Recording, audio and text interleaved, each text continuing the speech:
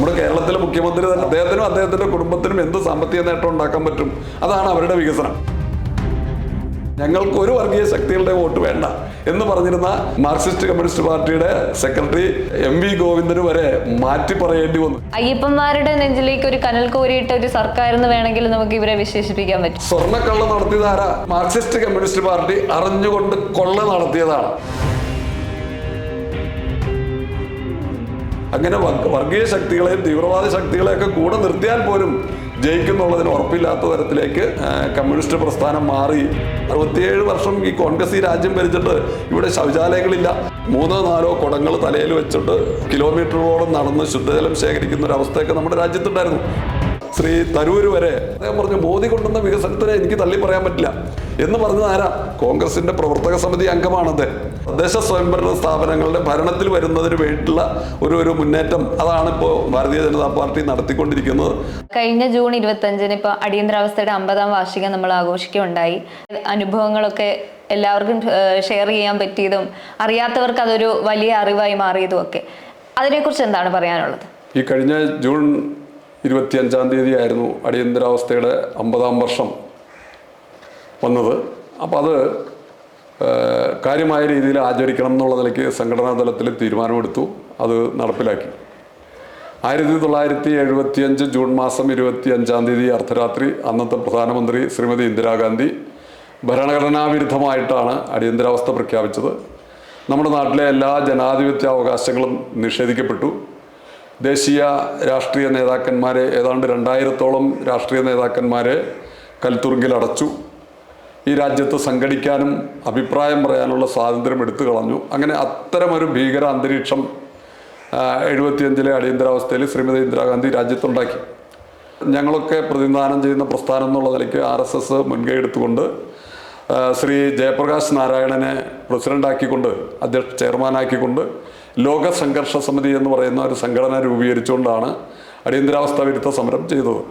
അപ്പോൾ അതിലെല്ലാ രാഷ്ട്രീയ പാർട്ടികളും പ്രതിപക്ഷ രാഷ്ട്രീയ പാർട്ടികളൊക്കെ കക്ഷികളായിരുന്നു. എങ്കിൽ പ്രത്യക്ഷ സമരം തുടങ്ങേണ്ട ഒരു അവസരം വന്നപ്പോൾ ഏതാണ്ട് കേവലം 5 മാസം കൊണ്ട് നവംബർ മാസം 14-ാം തീയതി മുതൽ 76 ജനുവരി മാസം 14-ാം തീയതി വരെയുള്ള 2 മാസക്കാലത്തേക്കാണ് സത്യാഗ്രഹ സമരം തീരുമാനിച്ചിരുന്നത്. പക്ഷേ പല രാഷ്ട്രീയ പാർട്ടികളും പ്രത്യക്ഷ സമരത്തിന് വന്നില്ല.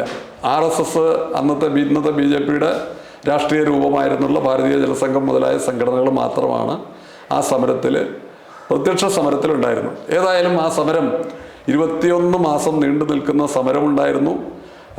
നമ്മുടെ രാജ്യത്ത് കേരളത്തിൽ ഈ കൊച്ചു കേരളത്തിൽ 10,000-ഓളം പേര് അടിയന്തരാവസ്ഥ വിരുദ്ധ സമരത്തിൽ പങ്കെടുത്ത് അറസ്റ്റ് വരിച്ച് ജയിലുകളിൽ പോയി. പോലീസിൻ്റെ വളരെ ക്രൂരമായ മൃഗീയമായ മർദ്ദനങ്ങൾ ഏറ്റുവാങ്ങി. ഈ സമരത്തിൽ പങ്കെടുക്കുന്ന സമയത്ത് ഞങ്ങളുടെ സംഘടനയായിട്ടുള്ള RSS രാഷ്ട്രീയ സ്വയംസേവക സംഘം ഞങ്ങളോട് ഈ സമരസേനാനികളോട് സമരത്തിൽ പങ്കെടുക്കുന്നതിന് മുമ്പ് തന്നെ വളരെ വ്യക്തമായി ഞങ്ങളോട് കാര്യങ്ങൾ പറഞ്ഞിരുന്നു. ഈ സമരത്തിൽ പങ്കെടുത്താൽ നിങ്ങൾക്ക് അതിക്രൂരമായ കഠിനമായ പോലീസ് മർദ്ദനം ഏൽക്കേണ്ടി വരും, ഒരുപക്ഷെ നിങ്ങൾ ജീവനോടുകൂടി തിരിച്ചു വരില്ല എന്നുള്ള നിലയ്ക്കുള്ള കാര്യങ്ങളൊക്കെ പറഞ്ഞിരുന്നു. പക്ഷേ എന്നാൽ പോലും ഈ രാജ്യത്തെ ജനാധിപത്യം അപകടത്തിലായ സമയത്ത് ഒരു ഏകാധിപതിയായിട്ടുള്ള ഭരണാധികാരിക്കെതിരെ ജനാധിപത്യം പുനഃസ്ഥാപിക്കാൻ വേണ്ടിയിട്ട് ഞങ്ങൾ എന്തും സംഭവിക്കട്ടെ എന്നുള്ള നിലയ്ക്ക് മരണം വരിക്കാൻ പോലും തയ്യാറായിട്ടാണ് ഈ സമരത്തിൽ പങ്കെടുത്തത്. അടിയന്തരാവസ്ഥയ്ക്ക് ശേഷം ദേശീയ രാഷ്ട്രീയത്തിൽ ഒരുപാട് മാറ്റങ്ങൾ വന്നിട്ടുണ്ട്. എന്തൊക്കെയാണ് ആ മാറ്റങ്ങൾ? അടിയന്തരാവസ്ഥയ്ക്ക് ശേഷം നമ്മുടെ രാജ്യത്ത് ദേശീയ രാഷ്ട്രീയത്തിൽ വലിയ മാറ്റമുണ്ടായി. ആ വലിയ മാറ്റം എന്ന് പറയുന്നത് ഗാന്ധി കുടുംബം എന്ന് പറയുന്നതിൽ അർത്ഥമില്ല. കാരണം മഹാത്മാഗാന്ധി കുടുംബം അല്ല നെഹ്റുവിൻ്റെ കുടുംബക്കാരും. പക്ഷേ ഈ കോൺഗ്രസിനെയും അതുപോലെ തന്നെ നെഹ്റു കുടുംബത്തിനെയും മാറ്റി നിർത്തിക്കൊണ്ടുള്ള ഒരു ഭരണ സംവിധാനം ഭാരതത്തിൽ വരും എന്നുള്ളത് തെളിയിക്കാൻ നമുക്ക് സാധിച്ചു. 77-ല് മൊറാർജി ദേശായിയുടെ ഗവൺമെൻറ്റൊക്കെ ഉണ്ടായെങ്കിൽ കൂടി അതിൽ ജനതാദൾ എന്ന് പറയുന്ന പാർട്ടികളൊക്കെ കൂടെ ചേർന്ന് ഒന്നായിട്ട് ചില മാറ്റങ്ങളൊക്കെ ഉണ്ടായെങ്കിലും അതൊരു പക്ഷേ ചെറിയ, അതായത് അതിൽ തന്നെ ചില ആളുകളുടെ എന്താ പറയുക സ്ഥാനമോഹം ഒക്കെ വന്നതുകൊണ്ട് മറ്റേ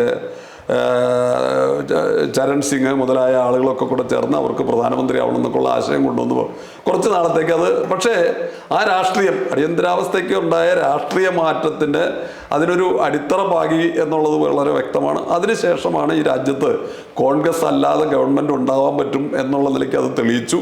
അതിൻ്റെ ഫലമായിട്ട് ഇന്ന് നമുക്കറിയാം 2014 മുതൽ നമ്മുടെ ദേശീയ രാഷ്ട്രീയത്തിലുണ്ടായ മാറ്റം ശ്രീ നരേന്ദ്രമോദി RSSകാരനായ നരേന്ദ്രമോദി കഴിഞ്ഞ 3 ടേമായിട്ട് ഈ രാജ്യത്ത് ജനങ്ങളുടെ അംഗീകാരത്തോടുകൂടി വെറുതെ ജനാധിപത്യ വിരുദ്ധമായിട്ടുള്ള നടപടിയല്ല, ജനാധിപത്യ പ്രക്രിയയിലൂടെ തെരഞ്ഞെടുപ്പിലൂടെ ഈ രാജ്യത്തെ മൂന്നാം വട്ടം ശ്രീ നരേന്ദ്രമോദി ഈ രാജ്യത്ത് അധികാരത്തിൽ വരികയും ഈ രാജ്യത്ത് നിരവധി വികസന പദ്ധതികൾ നടപ്പിലാക്കുകയും ചെയ്തു. അതൊരു വലിയ രാഷ്ട്രീയ മാറ്റമാണ്. ഇപ്പോൾ അടുത്ത കാലത്ത് നടക്കുന്ന സംസ്ഥാനങ്ങളുടെ ഒക്കെ തെരഞ്ഞെടുപ്പിൽ നമുക്ക് മനസ്സിലാക്കാൻ സാധിക്കും, പല സ്ഥലത്തും കോൺഗ്രസ് ഇല്ല. കോൺഗ്രസിനെ മത്സരിക്കണമെങ്കിൽ അതാത് സംസ്ഥാനത്തെ പ്രാദേശിക പാർട്ടികളുമായിട്ട് സഖ്യകക്ഷി ഉണ്ടാകണം. സഖ്യകക്ഷികളോ ആയി നിന്നാൽ മാത്രമേ കോൺഗ്രസ് ഭരിക്കാൻ പറ്റൂ എന്നുള്ള നിലയിലുള്ള രീതിയിൽ വരെ കോൺഗ്രസ് ഈ രാജ്യം 67 വർഷം ഭരിച്ച കോൺഗ്രസ് എത്തി എന്നുള്ളത് ഇത് അടിയന്തരാവസ്ഥയ്ക്ക് ശേഷമുണ്ടായ ചരിത്രപരമായ ഭാരതത്തിലുണ്ടായ രാഷ്ട്രീയ മാറ്റമാണ് എന്നുള്ളത് ആർക്കും ഒരു തർക്കവും പറയാൻ പറ്റാത്ത ഒരു സംഭവമാണ്. തീർച്ചയായും. ഇപ്പൊ കഴിഞ്ഞ ബീഹാർ തെരഞ്ഞെടുപ്പിൽ നമ്മൾ കണ്ടു, ഇന്ത്യ മുന്നണിയുടെ ഒരു പരാജയം എന്ന് പറഞ്ഞാൽ വളരെ ദയനീയമായ ഒരു പരാജയം നമ്മൾ കാണുകയുണ്ടായി. അതിന് മുന്നേ ഇലക്ഷൻ കമ്മീഷന്റെ പേരിലും ഒക്കെ ഒരുപാട് പ്രശ്നങ്ങൾ രാഹുൽ ഗാന്ധി പോലെയുള്ളവർ ഉന്നയിച്ചിരുന്നു. എന്നിട്ടും അതൊന്നും ബീഹാർ ഇലക്ഷനിൽ കാണാൻ സാധിച്ചില്ല. വലിയൊരു പരാജയം തന്നെയാണ് അവർക്കുണ്ടായത്. കോൺഗ്രസിനെ സംബന്ധിച്ചിടത്തോളം കോൺഗ്രസ് ഈ രാജ്യത്ത് നുണകൾ പ്രചരിപ്പിക്കുന്ന ഒരു നുണ ഫാക്ടറി ആയിട്ട് മാറി. കാരണം വെച്ചാൽ അടിയന്തരാവസ്ഥ പ്രഖ്യാപിച്ചത് തന്നെ ജനാധിപത്യ വിരുദ്ധമായിട്ട് ഇന്ദിരാഗാന്ധി സ്വന്തം കസേര ഉറപ്പിക്കാൻ, പ്രധാനമന്ത്രി കസേര ഉറപ്പിക്കാൻ വേണ്ടിയിട്ടാണ് അടിയന്തരാവസ്ഥ പ്രഖ്യാപിച്ചത്. ഭരണഘടനയൊക്കെ കാറ്റിൽ പറത്തിക്കൊണ്ടാണ് അത് ചെയ്തത്. പക്ഷേ അടുത്ത കാലത്ത് നമ്മുടെ രാഹുൽ ഗാന്ധി, പ്രതിപക്ഷ നേതാവ് എന്നൊക്കെ പറയുന്ന രാഹുൽ ഗാന്ധി, ഒരു ഭരണഘടനയുടെ കാർഡൊക്കെ ഉയർത്തി കാണിച്ച് പാർലമെന്റിൽ കുറേ ഷോയൊക്കെ കാണിച്ചു. പക്ഷേ സാധാരണ ജനങ്ങൾക്ക് മനസ്സിലായി ഭരണഘടനയെ കാറ്റിൽ പറത്തിക്കൊണ്ട് പൗരാവകാശങ്ങളും ജനാധിപത്യ അവകാശങ്ങളും എല്ലാം ജനങ്ങളിൽ നിന്ന് നിഷേധിക്കപ്പെട്ട ഒരു പാർട്ടിയുടെ നേതാവാണ് ഭരണഘടന ഉയർത്തിപ്പിടിച്ചുകൊണ്ട് ഇത് കാണിക്കുന്നത്. ഇതൊക്കെ ജനങ്ങൾക്ക് മനസ്സിലാവുന്നതാണ്. അപ്പോൾ അതിനുശേഷം ഉണ്ടായ മാറ്റം നിരവധി നുണപ്രചരണങ്ങളിലൂടെ നടത്തുന്നു. ആദ്യം അവർ പറഞ്ഞുകൊണ്ടിരുന്നത് വോട്ടിംഗ് മെഷീൻ വന്നതുകൊണ്ടാണ് എന്താ പറയുക തെരഞ്ഞെടുപ്പിൽ മോദി സർക്കാർ അല്ലെങ്കിൽ BJP ജയിക്കുന്നത് എന്ന് പറഞ്ഞു. അത് പച്ചക്കള്ളമാണെന്ന് തെളിയിച്ചു. ഇപ്പോൾ വീണ്ടും അതിനുശേഷം അവർ എന്നാൽ ശരി ഇങ്ങനെയാണോ അങ്ങനെയാണോ എന്നൊക്കെ പറഞ്ഞിട്ട് ഈ ഇന്ത്യ മുന്നണി എന്ന് പറയുന്ന പ്രസ്ഥാനം അവർ തമ്മിൽ പരസ്പരം യോജിപ്പില്ലാത്തതിൻ്റെ പുറത്തും ഈ രാജ്യത്തെ വികസനത്തെക്കുറിച്ച് അവർക്കൊന്നും പറയാനില്ലാത്തതുകൊണ്ടും മോദിയെ കുറ്റം പറയുക എന്നുള്ളത് മാത്രമാണ് രാഹുൽ ഗാന്ധിയുടെ ഒരേ ഒരു അജണ്ട. ഞങ്ങളുടെ ഭരണത്തിൽ ഞങ്ങൾ ഈ രാജ്യത്ത് ജനങ്ങൾക്ക് വേണ്ടിയിട്ട് ഇന്നത് ചെയ്തു അല്ലെങ്കിൽ നാളെ ചെയ്യും എന്ന് പറയാൻ അവരുടെ മുമ്പിലില്ല. ആ തരത്തിൽ ജനങ്ങൾക്ക് പ്രയോജനകരമാവുന്ന രീതിയിൽ, ജനങ്ങൾക്ക് ഗുണകരമാവുന്ന രീതിയിലുള്ള കാര്യങ്ങൾ ചെയ്യുന്നതിന് പകരം കുറേ നുണകൾ പ്രചരിപ്പിക്കുക. വോട്ട് ചോരി എന്ന് പറഞ്ഞു വന്നു ബീഹാറിൽ. ഇപ്പോൾ അത് ഉടനെ തന്നെ ബീഹാറിൽ ഭരണമാറ്റം ഉണ്ടാക്കുമെന്ന് പറഞ്ഞു. അതൊക്കെ വ്യക്തമായി തെളിയിച്ചു. എന്നാൽ അതിലെ പൊള്ളത്തരം അങ്ങനെ വോട്ട് ചോരി എന്നൊക്കെ പറഞ്ഞ് ബഹളം ഉണ്ടാക്കിയ ആളുകൾ ഇലക്ഷൻ കമ്മീഷന് പരാതി കൊടുക്കാൻ തയ്യാറായിട്ടില്ല. ഇവിടെ കോടതികളുണ്ട്, തെരഞ്ഞെടുപ്പ് കേസുകൾ നടത്തുന്നതാണ്. ഇതിനു മുൻപും നമ്മുടെ ചരിത്രത്തിൽ തെരഞ്ഞെടുപ്പ് കേസുകൾ നിരവധി നടന്നിട്ടുണ്ട്. അതിനൊന്നും അവർ തയ്യാറില്ല. ഞാൻ പരാതിപ്പെടില്ല, പക്ഷെ ഞാനിങ്ങനെ ജനങ്ങളുടെ മുമ്പിൽ ഇങ്ങനെ വിഡ്ഢിത്തരം പറയും എന്ന് പറയുന്ന ഒരു പ്രതിപക്ഷ നേതാവ്. അദ്ദേഹം ഇതുവരെ അദ്ദേഹം പറയുന്ന ആരോപണങ്ങൾ കോടതിയിലോ അല്ലെങ്കിൽ ഇലക്ഷൻ കമ്മീഷന്റെ മുമ്പിലോ പറയാൻ തയ്യാറായിട്ടില്ല. അടുത്ത കാലത്ത് ഒരു കോൺഗ്രസ് നേതാവ് ഇലക്ഷൻ കമ്മീഷനെ ഭീഷണിപ്പെടുത്തുക വരെ ചെയ്തു. നിങ്ങൾ ആ കസേര, അതായത് അദ്ദേഹത്തിൻ്റെ ഔദ്യോഗിക ജീവിതം അവസാനിപ്പിച്ചാൽ അദ്ദേഹത്തിൻ്റെ ജീവനോടെ വിടില്ല എന്ന് പറയുന്നവരെ കോൺഗ്രസിൻ്റെ നേതാക്കന്മാർ ചെയ്തു. അത്തരം ഒരു നികൃഷ്ടമായ രീതിയിൽ നുണ പ്രചരിപ്പിച്ചു. പക്ഷേ ഇപ്പോൾ നമ്മുടെ രാജ്യത്തെ ജനങ്ങൾ ഈ നുണ ഫാക്ടറികൾ, നുണ പ്രചരണങ്ങളൊക്കെ യഥാർത്ഥത്തിൽ തിരിച്ചറിഞ്ഞുകൊണ്ടാണ് ഇപ്പോൾ മുന്നോട്ട് പോയിക്കൊണ്ടിരിക്കുന്നത്. ഇനി കേരളത്തിലേക്ക് വരുവാണെങ്കിൽ തദ്ദേശ സ്വയംഭരണ തെരഞ്ഞെടുപ്പാണ് നടക്കാൻ പോകുന്നത്. എന്താണ് അതിനെക്കുറിച്ച് പറയാനുള്ളത്? ശരിക്കും പറഞ്ഞാൽ ഇതിനു മുൻപൊക്കെ നമ്മുടെ ഇപ്പോൾ ഭാരതീയ ജനതാ പാർട്ടി എന്ന് പറയുന്ന രാഷ്ട്രീയ പാർട്ടി പ്രസ്ഥാനം തന്നെ നമ്മുടെ പാർട്ടിയാണ്.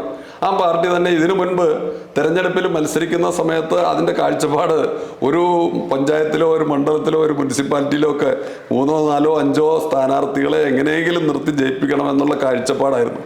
ഇപ്പോൾ അതൊക്കെ മാറിയിട്ട് ആ കാഴ്ചപ്പാടൊക്കെ മാറ്റിവെച്ചുകൊണ്ട് ശരിക്കും പറഞ്ഞാൽ ഒരു പഞ്ചായത്തിലോ മുനിസിപ്പാലിറ്റിയിലോ കോർപ്പറേഷനിലോ ഒക്കെ മുഴുവൻ സ്ഥാനങ്ങളിലും സ്ഥാനാർത്ഥികളെ നിർത്തി മത്സരിക്കാൻ തയ്യാറാവുന്നു.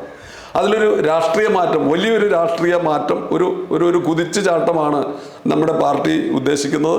ആ നിലയ്ക്കുള്ള പ്രവർത്തനങ്ങൾ ഉണ്ടാകുന്നു. പണ്ടൊക്കെ നമ്മൾ ആളുകളെ പ്രേരിപ്പിച്ച് സമ്മതിപ്പിച്ച് സ്ഥാനാർത്ഥിയാക്കും. ഇന്ന് നിരവധി യുവാക്കന്മാരും യുവതികളും ഒക്കെ ശരിക്കും പറഞ്ഞാൽ വിദ്യാഭ്യാസപരമായിട്ട് വളരെ മുന്നിൽ നിൽക്കുന്ന വക്കീൽമാർ, എഞ്ചിനീയർമാർ, ഡോക്ടർമാർ, ആ തരത്തിൽ ഉന്നത വിദ്യാഭ്യാസം നേടിയ നിരവധി ആളുകൾ ഇന്ന് ഈ തദ്ദേശ സ്വയംഭരണ സ്ഥാപനങ്ങളിൽ പോലും മത്സരിക്കാൻ തയ്യാറായി മുന്നോട്ട് വന്നിട്ടുണ്ടെന്നുള്ളത് നമുക്ക് പത്രമാധ്യമങ്ങളിൽ കൂടെ മനസ്സിലാവും. അങ്ങനെ ഇപ്പോഴത്തെ ഒരു കാഴ്ചപ്പാട് വെറുതെ 1-2 സീറ്റുകൾ പിടിക്കുകയല്ല, ഭരണം പിടിക്കുക എന്നുള്ളതാണ്. തദ്ദേശ സ്വയംഭരണ സ്ഥാപനങ്ങളുടെ ഭരണത്തിൽ വരുന്നതിന് വേണ്ടിയിട്ടുള്ള ഒരു മുന്നേറ്റം അതാണ് ഇപ്പോൾ ഭാരതീയ ജനതാ പാർട്ടി നടത്തിക്കൊണ്ടിരിക്കുന്നത്. അതാണിന്ന് കാണുന്നത്. ഞങ്ങളെ സംബന്ധിച്ച് 1975 അടിയന്തരാവസ്ഥ സമരത്തിൽ പങ്കെടുത്ത ഞങ്ങളെ സംബന്ധിച്ചൊക്കെ വളരെ സന്തോഷവാന്മാരാണ്. കാരണം ഞങ്ങളൊക്കെ തുടങ്ങി വെച്ച അടിത്തറ പാകിയ ആ സംഭവം ഇന്ന് രാഷ്ട്രീയ മാറ്റം, ഭാരതത്തിലൊരു രാഷ്ട്രീയ മാറ്റം ഉണ്ടാക്കുന്ന തരത്തിലേക്ക് വന്നു. അതിങ്ങനെ മാറിക്കൊണ്ടിരിക്കുകയാണ്. കൂടുതൽ ആളുകൾ, ജനങ്ങൾ ഇന്ന് ഇതിലേക്ക് വരാൻ തയ്യാറാവുന്നു. ഇന്നിപ്പോൾ ഓരോ ദിവസവും പത്രമാധ്യമങ്ങൾ വായിക്കുന്ന സമയത്ത് കോൺഗ്രസിൻ്റെ പഞ്ചായത്ത് പ്രസിഡന്റായിരുന്ന ആൾ അത് രാജിവെച്ച് BJPയിൽ വരുന്നു. മാർക്സിസ്റ്റ് പാർട്ടിയുടെ ഏരിയ സെക്രട്ടറി ആയിരുന്ന ആൾ അത് രാജിവെച്ച് ഇതിലേക്ക് വരുന്നു. അങ്ങനെ ഇന്ന് മോദി കൊണ്ടുവന്നിട്ടുള്ള, അതായത് ശ്രീ നരേന്ദ്രമോദി കൊണ്ടുവന്നിട്ടുള്ള വികസനങ്ങളെ സംബന്ധിച്ച് മനസ്സിലാക്കിക്കൊണ്ട് ഒരുപാട് ആളുകൾ ഇതിലേക്ക് വരാൻ തയ്യാറായി.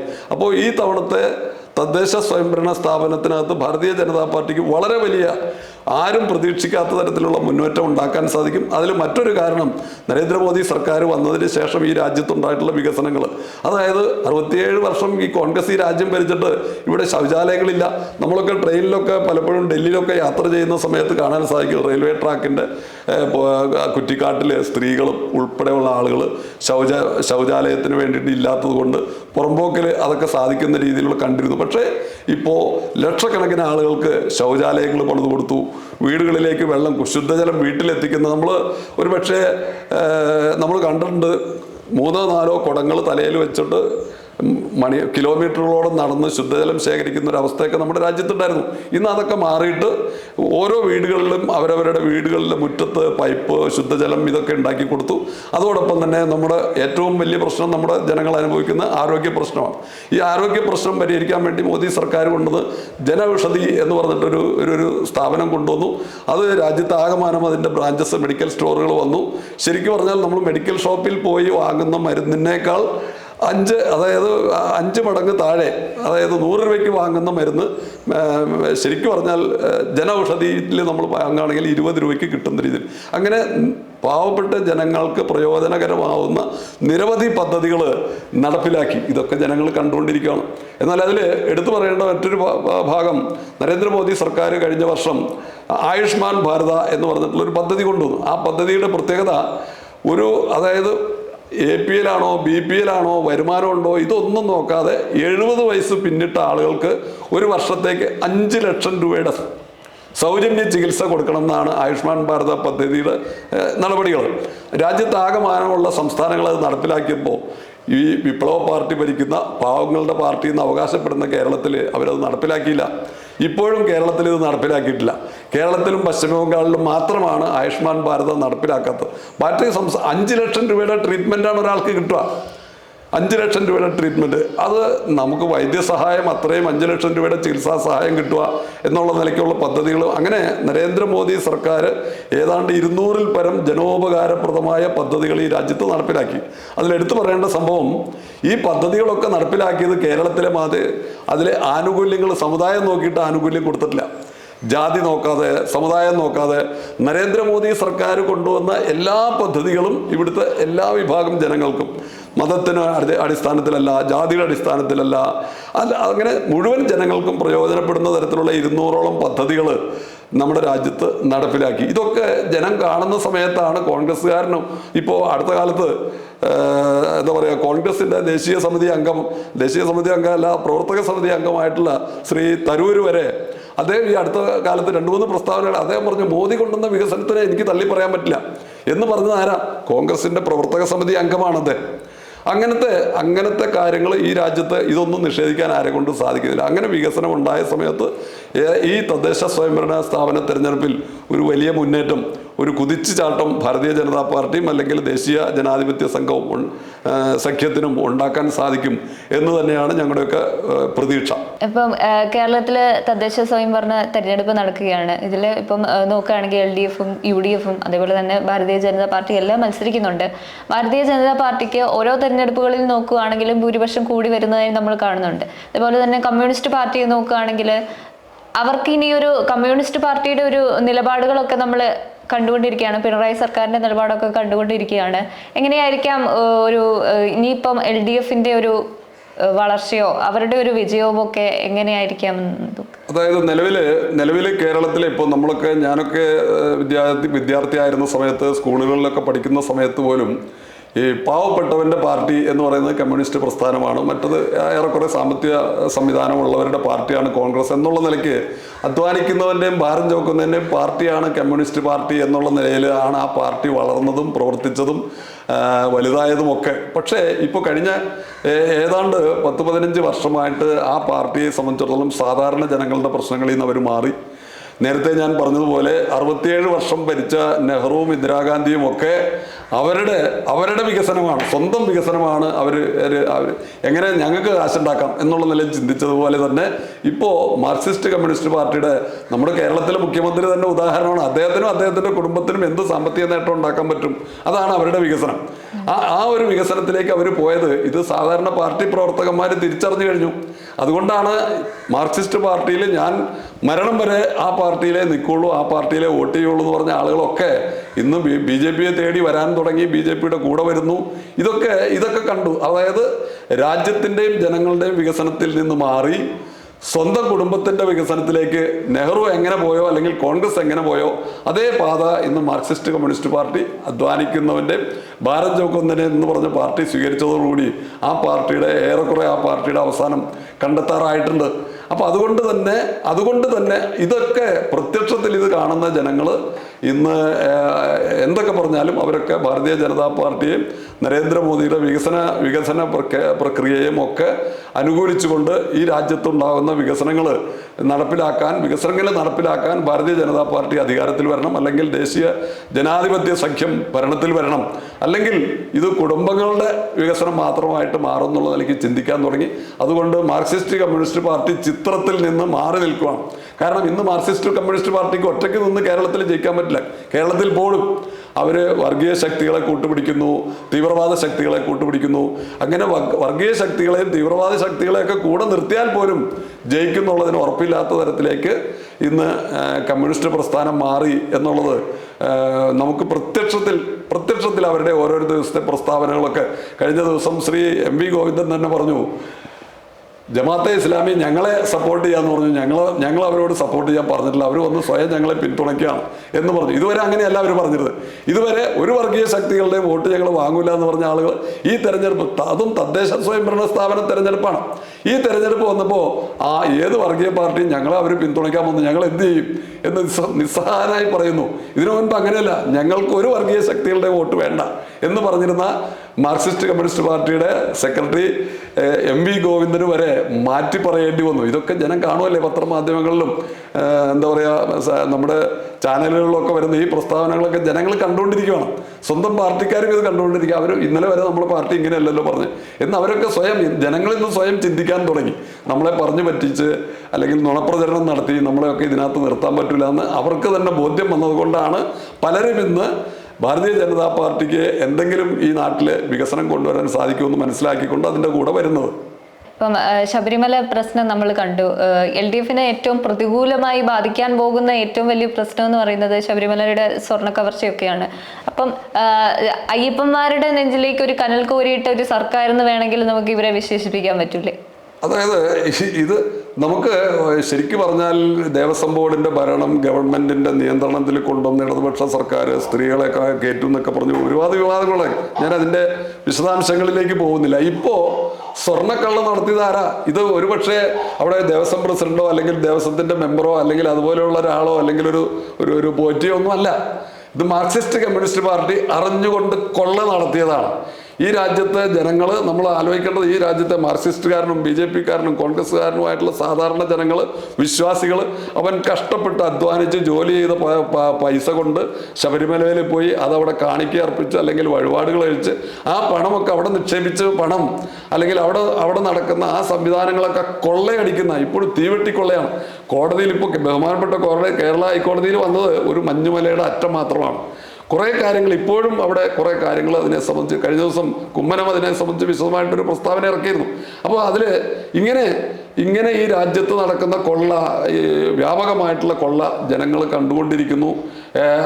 ഇതിനൊന്നും യാതൊരു എളുപ്പമില്ലാതെ ഇപ്പോൾ എന്താ പറയുക, ഈ സ്വന്തം പാർട്ടിക്കാർ എന്ത് ചെയ്താലും അതിനെ പിന്തുണയ്ക്കുന്ന ഒരു കളവ് ചെയ്താലും അതിലിപ്പോൾ ഇതുവരെ അങ്ങനെയല്ല പറഞ്ഞിരുന്നത്. ഇപ്പോൾ അവർ പറയുന്നതെന്ന് വെച്ചാൽ കോടതി പ്രതിയാക്കിയിട്ട്, അതായത് കുറ്റക്കാരനാക്കിയിട്ടേ ഉള്ളൂ, ശിക്ഷിക്കട്ടോ ഇല്ലയെന്ന് അറിയട്ടെ, എന്നിട്ട് ബാക്കി നടപടി സ്വീകരിക്കാം. അങ്ങനെ സ്വന്തം പാർട്ടിക്കാർ കൊള്ള നടത്തിയാൽ, കൊലപാതകം നടത്തിയാൽ, എന്ത് നടത്തിയാലും അവരെയൊക്കെ സംരക്ഷിക്കുന്ന നിലപാടാണ് മാർക്സിസ്റ്റ് കമ്മ്യൂണിസ്റ്റ് പാർട്ടി എടുക്കുന്നത്. ഇത് സാധാരണ ജനങ്ങൾക്കറിയാം. സാധാരണ ജനങ്ങൾ ഇത് മനസ്സിലാക്കി അതിൻ്റെയൊക്കെ ബുദ്ധിമുട്ടുകളും അതിൻ്റെയൊക്കെ കാര്യങ്ങളും ഇവരിനി എന്തൊക്കെ നുണ ഫാക്ടറി കൂടെ എന്ത് ക്യാപ്സ്യൂൾ ഇറക്കിയാലും ഇതൊക്കെ ജനങ്ങൾ മനസ്സിലാക്കിയിട്ടുണ്ട്. അതനുസരിച്ചുള്ള പ്രതികരണം ഉണ്ടാവും എന്നുള്ള കാര്യത്തിൽ യാതൊരു സംശയമില്ല. ഈ തദ്ദേശ സ്വയംഭരണ തെരഞ്ഞെടുപ്പിൽ അടിയന്തരാവസ്ഥ സമരസേനാനികളുടെ നിലപാട് എന്താണ്? ഞങ്ങളെ സംബന്ധിച്ച് അടിയന്തരാവസ്ഥ സമരസേനാനികൾ, ഞങ്ങൾ അന്ന് ഈ സമരത്തിന് പോകുമ്പോൾ ഇങ്ങനെ രാജ്യത്ത് ഒരു വലിയ രാഷ്ട്രീയ മാറ്റം ഉണ്ടാവുമെന്നും ഞങ്ങൾ ചെയ്യുന്ന സമരത്തിൻ്റെ ഒരു പ്രതിഫലനം ഒരു 50 വർഷം കഴിഞ്ഞിട്ടാണെങ്കിലും ഉണ്ടാവും എന്ന് ഞങ്ങളാരും പ്രതീക്ഷിച്ചിട്ടില്ല. പക്ഷേ ഇപ്പോൾ ഞങ്ങൾ ആ കാര്യത്തിൽ വളരെ സന്തോഷവാന്മാരാണ്.